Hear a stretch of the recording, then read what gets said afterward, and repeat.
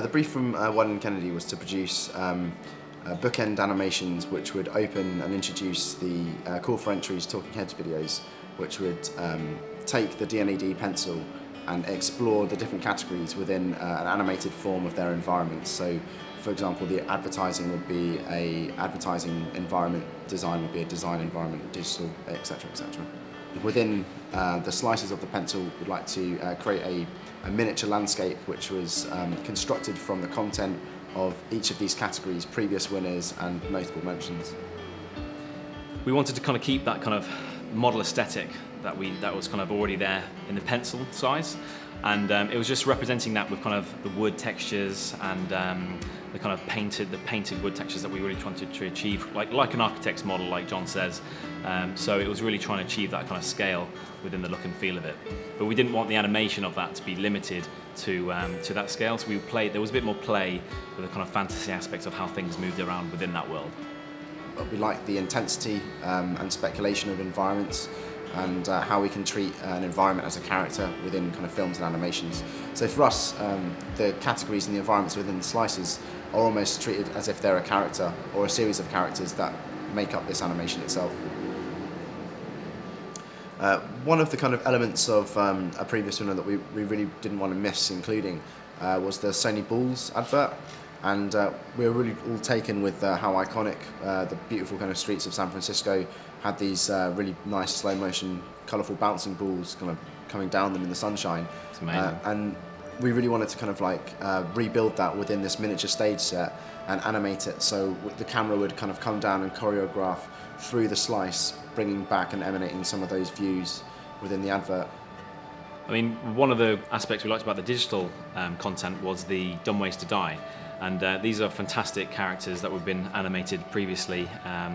and we wanted to really bring them to life in our version of that. So we kind of modelled them as 3D characters. We tried to replicate some of the movements that were shown in the original kind of campaign,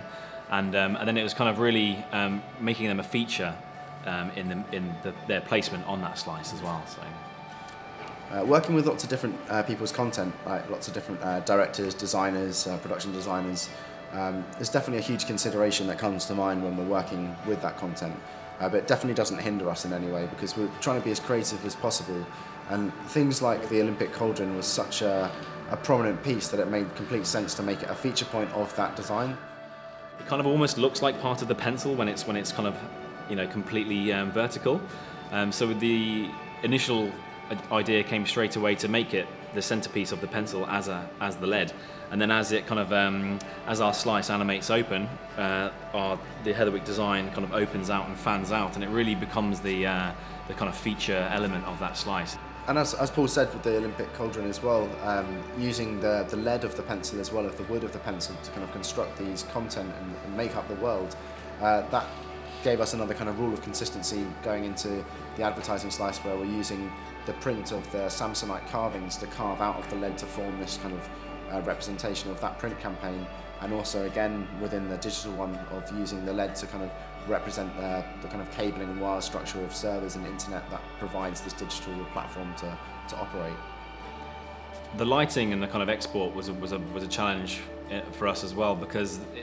we didn't have a kind of context or anything that the pencil is sitting on, so there was nothing that really gave it a sense of scale apart from if you know how big the pencil is. So the lighting really had to give the pencil the scale, really, because how you place the lighting and how the lights are working within a model really dictates how that model feels, whether it's the size of a building or the size of a marble, or it really how big the shadows are, how the shadows are cast. All these things are kind of influencing your perception of the scale of that object, and because it's floating in space, with nothing else around it,